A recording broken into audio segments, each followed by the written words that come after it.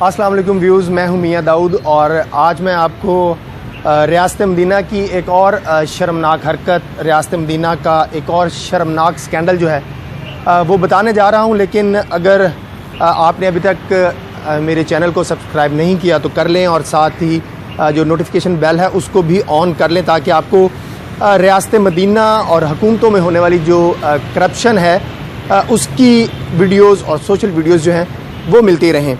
मामला कुछ यूँ है कि वजारत फूड सिक्योरिटी के मातहत एक अदारा है पास्को।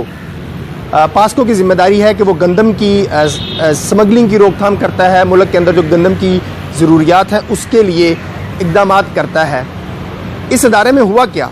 इस अदारे में हुआ ये कि रियासत मदीना के कुछ सियासी दबाव की बुनियाद के ऊपर पास्को में 13 ऐसे अफराद को भर्ती कर लिया गया जो महकमाना इम्तिहान में सिरे से ही फेल हो गए थे। ये बड़ा ही खूबसूरत वाक़या रियासत मदीना में आया। आप किसी नालायक बंदे को रख लेते, कम मेरिट वाले बंदे को रख लेते तो बात समझ में आती थी कि आपने थोड़ी करप्शन की। लेकिन चूँकि आप रियासत मदीना हैं, आप इस वक्त रियासत मदीना में रह रहे हैं, इसलिए रियासत मदीना में जो करप्शन है वो भी होच्छे हथकंडों से की जाती है और एक्सट्रीम लेवल से की जाती है, जिसमें कोई शर्म का लेवल जो है वो भी नहीं रखा जाता। और मुझे पूरा यकीन है कि पीटीआई के फॉलोअर्स जो भी इस वीडियो को देखेंगे वो इस शर्मनाक वाक़े के बावजूद इस इक़दाम को डिफेंड करेंगे कि 13 परचेज़ अफसर जो हैं वो पास्को में भर्ती किए जाने थे और उसमें 13 वो अफराद भर्ती कर लिए गए जो सिरे से ही फेल हो गए थे। मैं आगे चलकर आपको दिखाऊंगा वो 13 बंदे कौन हैं, उनकी लिस्ट भी दिखाऊंगा और उसके साथ साथ उनके नाम भी हैं, वो आप आगे वीडियो के आगे नोटिफिकेशन में देख सकेंगे। ये मामला लाहौर हाई कोर्ट में ज़ेर समात है और आज ही अदालत ने इसके ऊपर कार्रवाई भी की है और 12 मई के लिए नोटिस भी जारी किए हैं। उम्मीद है हमें अपने अदलिया से मजमूई तौर पर ये तवक्को रखनी चाहिए कि इस तरह की बदइंतज़ामियाँ चाहे वो रियासत मदीना में हों या माजी की हुकूमतों में हों, उसमें वही स्पीड और वही जल्दी और वही इंसाफ के पैमाने जो हैं वो दिखाए जाएंगे जो कि माजी में गुज़श्ता पिछली हुकूमत के आखिरी 2 बरसों में दिखाए जाते रहे। इस सिलसिले में बताया यह गया कि रियासत मदीना ने जब पास्को के लिए अखबार इश्तिहार दिया तो उसमें ये मेरिट रखा कि जो 50% नंबर लेंगे 100 में से उनको भर्ती किया जाएगा। लेकिन हुआ क्या?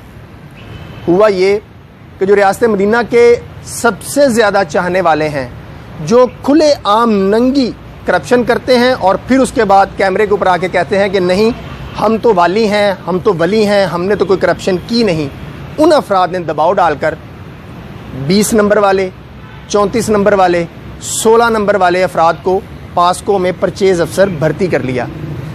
रियासत मदीना की इस शर्मनाक और खुली गुंडागर्दी यहाँ पर नहीं रुकी। रियासत मदीना ने पास्को में एक ऐसे शख्स को भी भर्ती कर लिया जो महकमाना इम्तिहान में अपीयर ही नहीं हुआ था। ये नया पैटर्न, नया असूल जो है वो हमने रियासत मदीना में सीखा है। ये नई मिसाल है जिसे आगे आप देखेंगे आने वाले 3 वर्षों में हो सकता है इससे भी ज़्यादा शर्मनाक जो वाक़यात हैं, स्कैंडल्स हैं इस रियासत मदीना के, वो सामने आए। बात करने का मकसद ये था कि अगर ये 13 पोस्टें इसके ऊपर हमारे मुआशरे के बाकी पढ़े लिखे, मेहनत करने वाले, ग्रेजुएशन में टॉप करने वाले, मास्टर्स में टॉप करने वाले लोगों को टेस्ट, इंटरव्यू और शफाफ तरीके से भर्ती नहीं किया जाना, तो फिर आप क्यों लोगों को बेवकूफ़ बना रहे हैं कि आप रियासत मदीना के वाली हैं?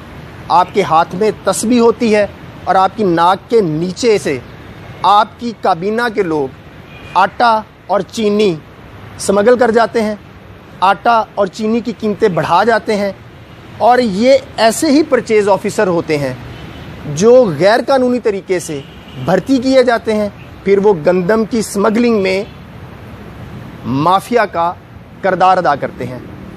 आम बंदा अगर मेरिट पे आएगा, शफाफ प्रोसेस के तहत आएगा, तो आप देखेंगे उससे कभी भी वो इस माफिया का साथ नहीं देगा।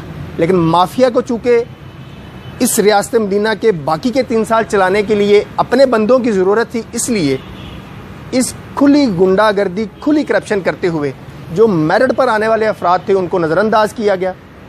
और जो फेल शुदा अफराद थे उनको पास्को में परचेज़ अफसर भर्ती कर लिया गया। ज़्यादा मज़े की बात सुने, महकमा पास्को के जिस परचेज़ इंस्पेक्टर मोहम्मद फयाज़ ने इस सारी 2 नंबरी की निशानदही की, उसको महकमा पास्को के ही senior officer lieutenant colonel retired Mohammad Sarwar ने शोकाज नोटिस जारी कर दिया और उसके ऊपर ये इल्ज़ाम लगाया कि भाई तुम पास्को की शान में गुस्ताखी कर रहे हो, इसलिए हम तुम्हारे खिलाफ कार्रवाई करेंगे। हमें उम्मीद तो बहुत है कि अदलिया में, लाहौर हाई कोर्ट में ये मामला पेंडिंग है।